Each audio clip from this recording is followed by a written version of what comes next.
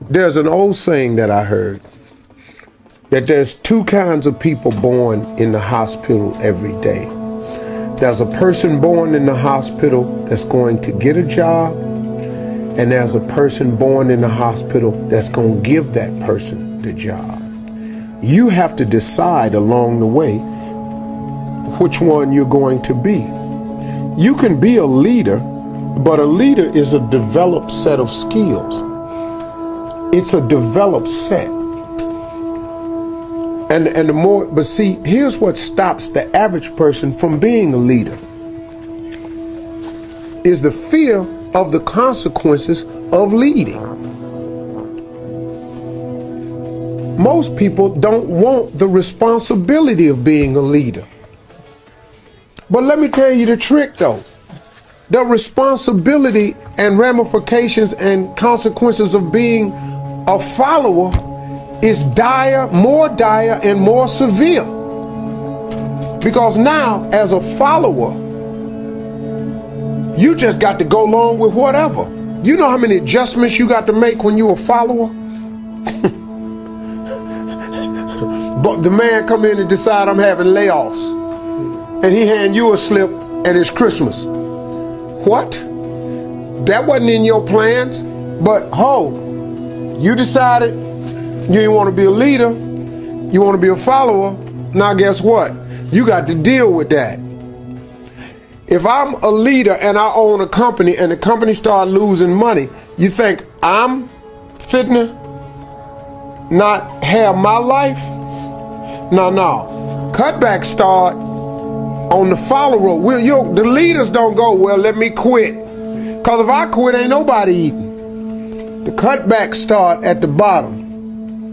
So you have to make a decision if you're going to be a leader or not. But understand what a leader is, though. Sometimes you just really want to be the leader of your own life. See, you don't have to lead a world leader. I have no aspirations of being Martin Luther King. I have no aspirations of being Gandhi. None whatsoever. I had really no aspirations of being the leader that I've become today. That I got young men listening to me that I wasn't even really counting on. I got dudes emailing me, man, running up to me, man, at Essence. This brother ran up to me and Terrence was stopping him from talking to me. And the big brother, about 300 some pounds, sweating, had a chef coat on, had a thermometer pen, sweating all over the place. He had seen me come off stage, saw me go through the back.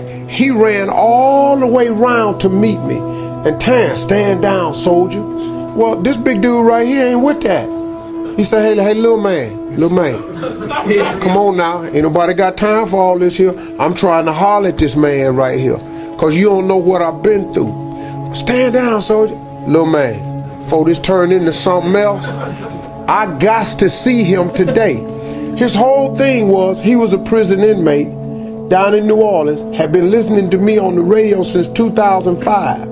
Did his 5 years, got out the joint, started studying in prison food prep, because he said, man, you told me one morning you ain't gotta sit there and do nothing. You can better yourself from behind the wall and make one plan on not to come back. He said, you changed my whole life. He said, I come to tell you, man, I'm the chef right now at the Hilton. But the big dude was just crying. You know, we end up hugging. I cried with him because, you know, I be feeling people like that. I have no idea, nor did I have an aspiration to be an inspirational person to them. But I have always asked God in my own way to make me a relevant person. You know, I don't want to be a cat that when I die, ain't nobody tripping. Church empty. Ain't nothing right here, because you know it's two things. You know, when a person dies, on their tombstone there's a birth date, there's a dash, and then there's a date of your demise. And let me tell you something, when you die, they're not going to talk about your birthday. They're not going to talk about the day you died.